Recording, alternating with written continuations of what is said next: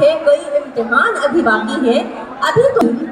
अभी तो नापी है मुट्ठी भर जमीन, अभी तो हौसला आसमान बाकी है। तो आप वहाँ उस फेज में हैं जहाँ अभी जमीन भी नहीं नापी, अभी आसमान तो बहुत दूर है। ये शुरुआत है, जमीन पे पहला कदम। और इस कदम के साथ जब हम शुरू करेंगे तो एक बार फिर से दोहराती हूँ कि आपका गोल, आपका लक्ष्य और उसके साथ साथ क्या चाहिए? 3 बार बोल चुकी हूँ मैं, बताइए क्या चाहिए?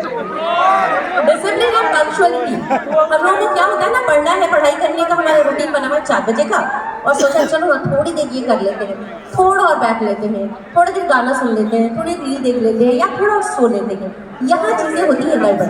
ये 24 घंटे का एक एक पल जो है, एक एक सेकंड, घड़ी कभी वापस नहीं लौटती। तो हमें क्या करना होता है? हमें उसी वक्त को थामना होता है। I repeat, we have the only asset and that is time. एक एक पल का हिसाब हमारे पास होना चाहिए, नहीं तो फिर क्या होगा? लोग जो मिडिल एज के जो लोग हैं, 60s 70s 80s 90s वाले, 60s 70s छोड़ दीजिए, सीनियर सिटीजन है, 80s 90s के लोगों ने जो गलतियां की कि उन्होंने टाइम को वैल्यू नहीं दिया, वो आज तक सेटल नहीं है और अब अफसोस करते हैं। तो वक्त वो चीज़ है जो कभी लौट कर नहीं आता। जितना मौका मिले सीख लो, जितना मौका मिले उसको यूटिलाइज करना है हमें, और यही रीपे करेगा।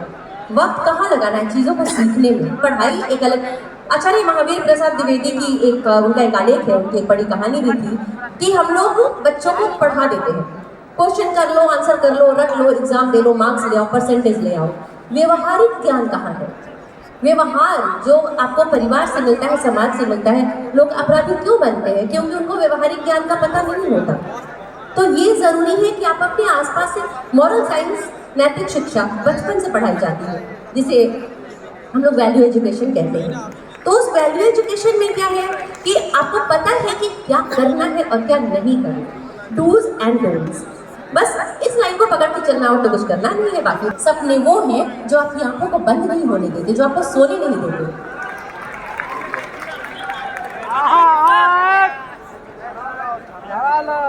तो ऐसे सपनों को अगर पूरा करना है तो बंद आंखों से सपने देखने से नहीं होगा। सपने जो आपको बेचैन कर दे, जो नींदें उड़ा दे, जो सोने ना दे, वो होते हैं सपने।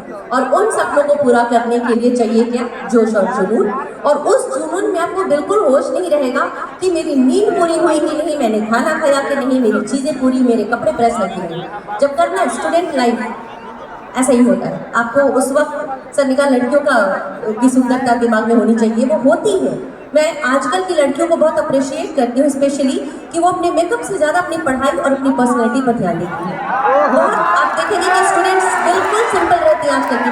हमारे ज़माने में था कि नहीं, लड़कियाँ स्पेशली काजल बिंदी लगा के निकलती थी जब कॉलेज लाइफ में, पर इनमें वो चीज़ नहीं, वो जुनून है पढ़ाई का, लड़कों में भी दिखता है। तो जहाँ आप पर्सनैलिटी बनाना है तो पर्सनैलिटी कपड़ों से और एक्सेसरीज से नहीं बनती, वो आपके इनर इंस्टिंक्ट से बनती है। और एक बार जब सोच लिया कि कुछ करना है तो भाई हम तो बिहारी हैं। सर आ रहे हैं हमारे बीच में, अब इसके बाद जब माइक सर के हाथ में जाएगा तो फिर कुछ कहना ही नहीं। तो एक और ही बात, हमने बिहारी बनी तो भोजपुरी तक हुए तो चाहिए। सरो भोजपुरी बोले लो तो हम कहनी भाई भोजपुरी ना बोले तो बिहारी की पहचान कैसे हो? अब पहले का होत रहे, मैंने अभी तनी कुछ साल पहले कि जात लोग रहे बाहर तब मैथिली मगही भोजपुरी ना बतियाई, ना कही कि हम बिहारी हैं, ना ना हम बिहार से ना हैं। और for this way we had they got settled in Delhi and I'm young। भैया तो जड़वा तो उन्हें बा, जड़वा तो उन्हें बा दादा नाना के। तो हमने बिहारी बनी तो भोजपुरी काहे ना बोलो? कोनो बंगाली मराठी कहीं से केहू आवेला पूरा भारत में तो केहू हिंदी अंग्रेजी बतियावेला आपस में, सब आपस में वही भाषा बतियाए, चाहे पंजाबी होके, बंगाली होके, मराठी होके। हमनी काहे ना बतियाए? हमहू नदी मैथिली भोजपुरी बतियाए। और सबसे बड़का बात, हमनी के बिहार सर वेट कर रहे हैं और मैं बोली, मुझे लगा सर को अभी वेट है। Sir please come on the stage, everyone is waiting to listen you. तो अगली आवाज सर की जिसे सुनने के लिए हम सब बेचैन हैं। So welcome Khan sir once again on the stage with due respect, बहुत ही सम्मान के साथ हार्दिक अभिनंदन।